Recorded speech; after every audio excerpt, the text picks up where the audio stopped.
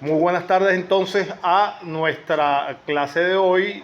Jessica, Zoila y Jesús, bienvenidos a una nueva clase de Derecho Romano. Hoy vamos a conversar un poco sobre la servidumbre. Este es el tema que nos va a tocar a nosotros conversar en el día de hoy. Bienvenida, Katiuska, a nuestra charla de hoy. Buenas tardes.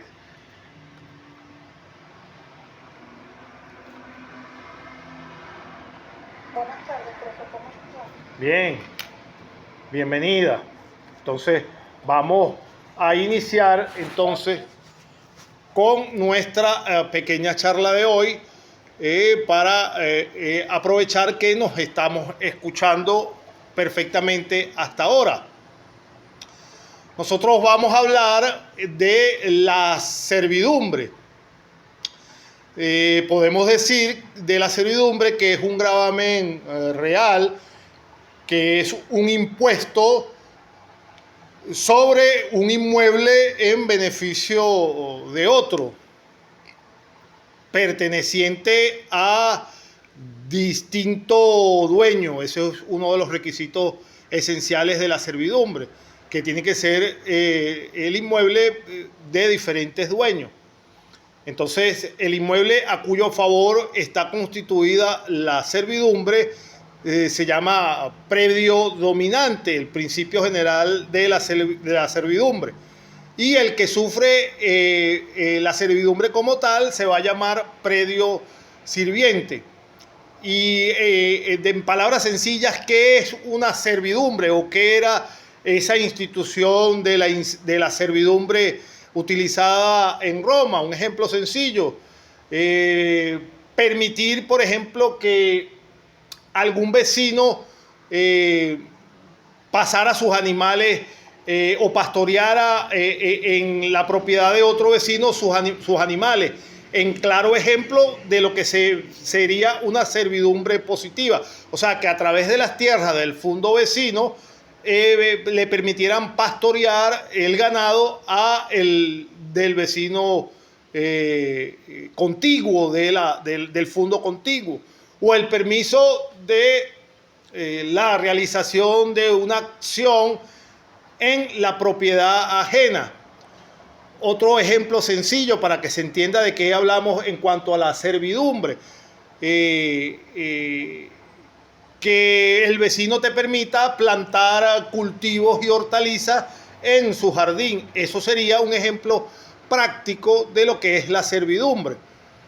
No tiene mucho de definición de lo que nosotros estamos acostumbrados a llamar servidumbre. Nosotros llamamos servidumbre a otro tipo de prestación, aunque en los códigos civiles de casi toda Latinoamérica sigue apareciendo este tipo de instituciones. Entonces, la servidumbre es otro derecho real, es un derecho real. Y recuérdense que nosotros nos hemos paseado en clases anteriores, hemos hablado en las clases anteriores del derecho real, lo tocamos, tanto el derecho real como el derecho personal, que son las obligaciones. Y entonces, como la servidumbre es un derecho real, y vamos a refrescar esa parte del derecho real, porque más adelante, para hablar de la fiducia, de la enfiteusis, etcétera, de las hipotecas, vamos a hablar también de los derechos reales diferenciados del derecho real que conocemos, que hemos explicado, diferenciado de los que era el derecho real emanado por el pretor, los derechos reales del pretor.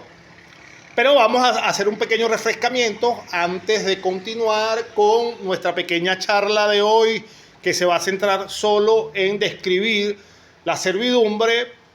Vamos a refrescar, yo creo que es menester refrescar un derecho real, que no es otra cosa que es un poder jurídico que ejerce una persona. Recuérdense que cuando hablamos de una persona, hay que siempre recordar en derecho que hablamos de una persona que puede ser física o una persona jurídica. Eso siempre lo tenemos que mantener en claro.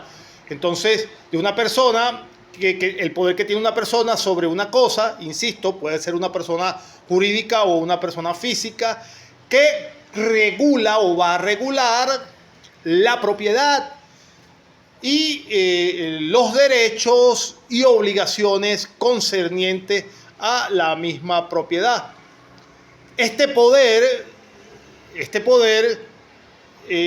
sabemos y hemos conversado que puede ser directo e inmediato o indirecto inmediato. Esa inmediatez tenemos que saber definirla, siempre tenemos que tener presente qué significa esa palabrita inmediata. Siempre tenemos que mantenerla en cuenta por si de repente se nos pasa por alto. Aunque ya a este nivel de el estudio de la carrera, yo estoy casi seguro que la gran mayoría siempre lo tiene claro.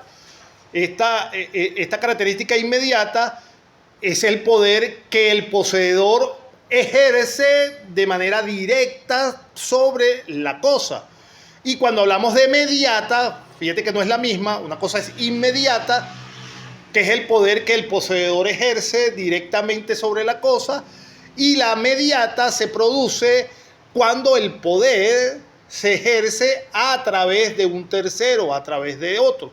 Esa es la diferencia de directa e indirecta, de inmediata o mediata. Y entonces puede suponer un aprovechamiento de tipo total o parcial, siendo por supuesto los derechos reales oponibles siempre a terceros. Ahora bien, la figura proviene del derecho romano, la figura del derecho real. Vamos a darle acceso a otro compañero. Vamos a ver, es Diego. Muy buenas tardes, Diego. Bienvenido a nuestra clase de hoy. Buenas tardes, profe. ¿Cómo estás? Bienvenido, buenas tardes. Gracias. Continuamos con nuestra charla, Diego. Hoy vamos a hablar de la servidumbre. Vamos a tratar de describirla en el lapso de tiempo que estemos conversando hoy. Vamos a tratar de describir la servidumbre. En cuanto a la servidumbre, antes de que te agregara, decía que constituye uno de los derechos reales. Y entonces estábamos haciendo un pequeño refrescamiento de en qué consisten los derechos reales, aunque nosotros ya lo tocamos en clases anteriores, pero es menester tocarlos en este momento, nuevamente. Entonces, esta figura del derecho real proviene del derecho romano, que nosotros conocemos como el ius in re, o derecho sobre las cosas. Es un término que se utiliza en contraposición a los derechos personales o derechos de crédito. Recuérdense nuevamente, por el volumen de clase a lo mejor no lo recuerdan, pero cuando yo les comience a hablar se acuerdan nuevamente. Cuando hablamos de los derechos reales también hablamos de los derechos personales. Unos son las obligaciones y otros son el derecho que tienen directamente sobre las cosas. ¿En cuanto a qué? En cuanto a la propiedad. Cuando hablamos de los derechos reales, hablamos seguidamente de la propiedad, del usufructo. Entonces, los principales derechos reales, entonces lo podemos nombrar. Ya nosotros vimos la propiedad. Nosotros hemos hablado del usufructo. Ahora nos va a tocar esta parte como otro derecho real, la servidumbre. Como les dije, luego que describamos la servidumbre, en nuestra próxima clase hablaremos de la hipoteca, que es otro derecho real, de la prenda, de la anticresis, de la enfiteusis y del censo, que son los derechos reales que vamos a desarrollar para culminar esta parte de nuestra materia. Entonces, se pueden constituir, o la posesión puede ser o no. Ya vamos a darle un segundo, que hay otro compañero que se quiere unir, es Yulimar. Yulimar, bienvenida a nuestra clase de hoy. Muy buenas tardes. Buenas tardes, Yulimar, bienvenida. ¿Me escuchará Yulimar? ¿Me escuchas, Yulimar?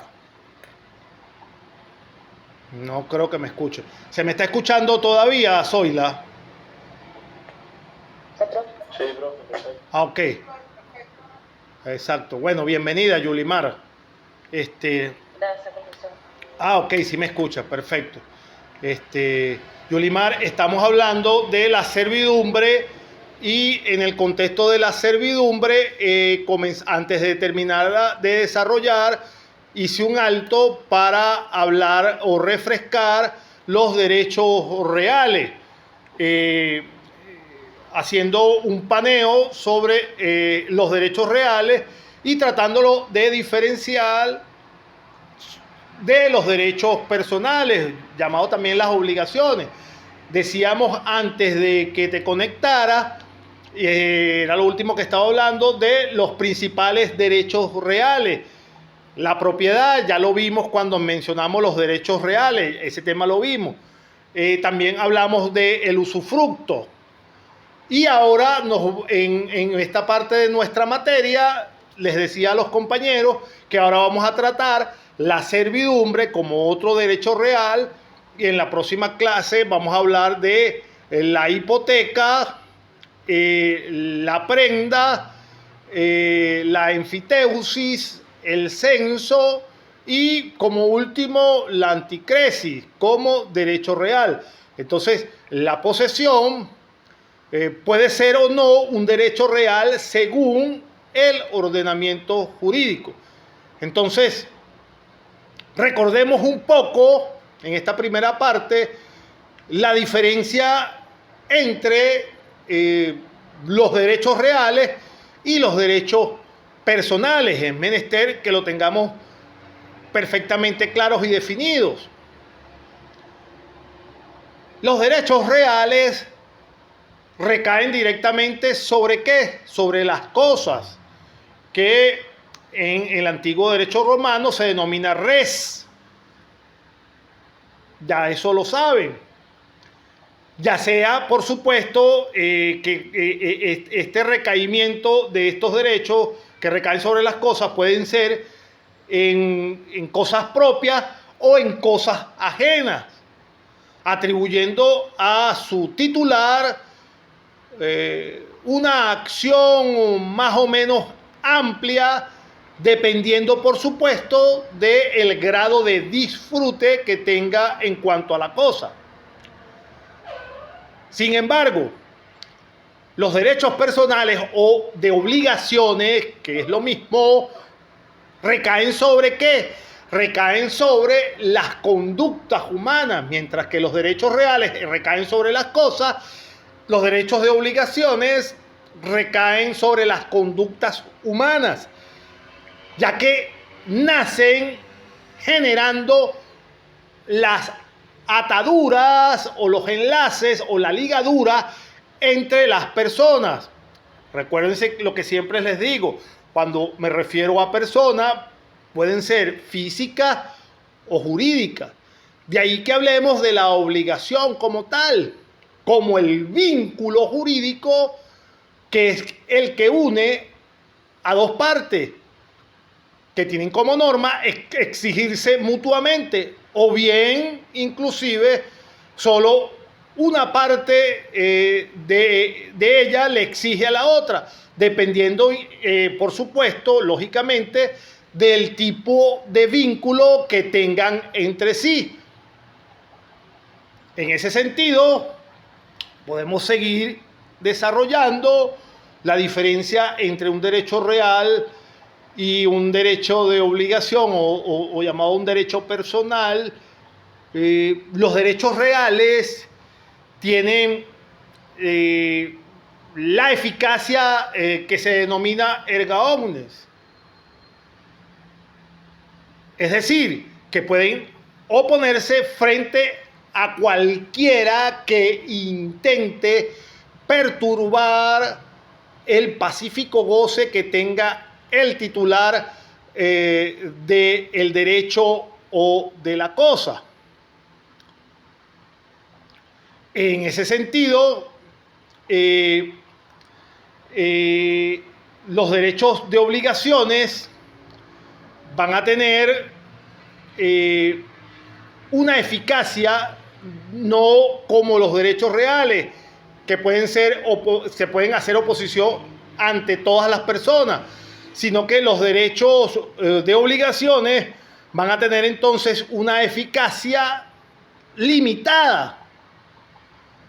¿Por qué? Porque solo se pueden hacer valer las obligaciones sencillamente frente a las personas con las que el sujeto, que sea el titular del derecho, se encuentre vinculado. Una diferencia palpable entre el derecho real y el derecho de obligaciones. Los derechos reales se satisfacen con actos propios en la medida que cumplen su fin cuando al titular nadie intenta evitar que disfrute de su derecho. El titular del derecho solo aspira a disfrutar él mismo de su objeto, a diferencia del derecho de obligación, que al tener que exigir vínculos para su existencia, solo pueden satisfacerse con actos ajenos. Esto es, cuando, por ejemplo, la parte con la que el sujeto está relacionado o vinculado cumpla con su deber, obligación o compromiso. Y hasta ahora vamos bien, todavía se me escucha. Uno solo que me diga, por favor, para no interrumpirlos. ¿Todavía se me escucha perfectamente? Sí, profe, te escucha. Ok, gracias, por favor, gracias. Continuamos. Los derechos reales se constituyen o nacen con un carácter o voluntad de permanencia. De ahí que su titular puede inclusive, y aquí la parte distintiva, en los derechos reales, el titular puede disponer por actos mortis causas quién será su titular para cuando él fallezca a través de las relaciones testamentarias. Sin embargo, en su contrario, los derechos de obligaciones, desde el mismo momento de que nacen, del mismo momento que surgen, tienen las características de ser limitados en el tiempo, ya que las obligaciones o compromisos se crean para ser cumplidos y una vez que se cumplen, se extinguen. Por tanto, los derechos de obligaciones nacen para morir, no para que sobrevivan a su titular. Siendo así, y haciendo este recuento de los derechos reales, oponiéndolos a los derechos personales, siguiendo la dinámica de nuestro programa de estudio,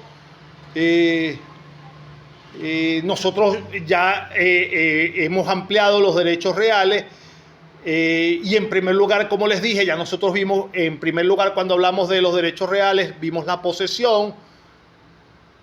Y ahora entonces, después de la posesión, vimos que de la posesión nos iba a llevar o nos iba a conducir a la adquisición de la propiedad, los modos de adquirir la propiedad. Ahora, después de hacer este recuento, los traigo a este escenario para que tratemos entonces todos aquellos derechos que se pueden tener sobre las cosas que se mantienen bajo la propiedad de otras personas.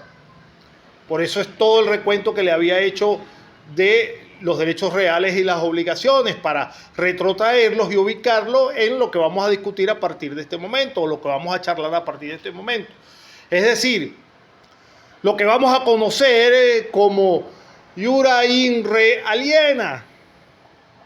Entonces, dentro de estos nuevos derechos, vamos a analizar, por supuesto, la servidumbre, que es nuestro tema central.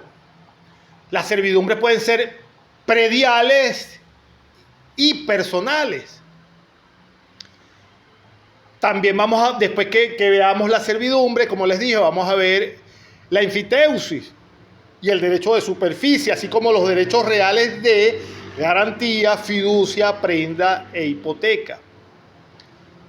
De manera tal que, centrándonos ya entonces en el tema que había preparado para hoy, dando todo este preámbulo que creo que es necesario, la servidumbre, si podemos tratarla como concepto, la idea que preside a estas instituciones en el derecho romano es la del señorío, que puede ejercitarse sobre hombres y cosas bajo una condición servil.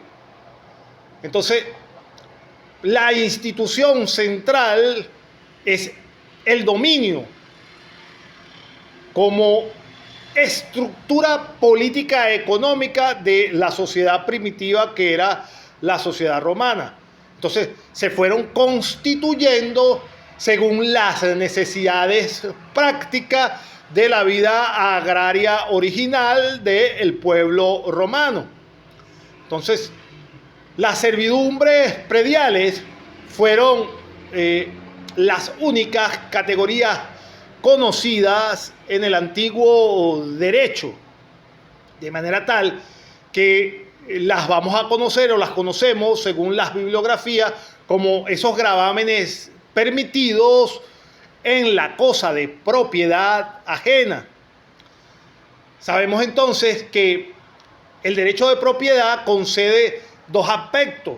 La palabra usufructo lo dice: el usus,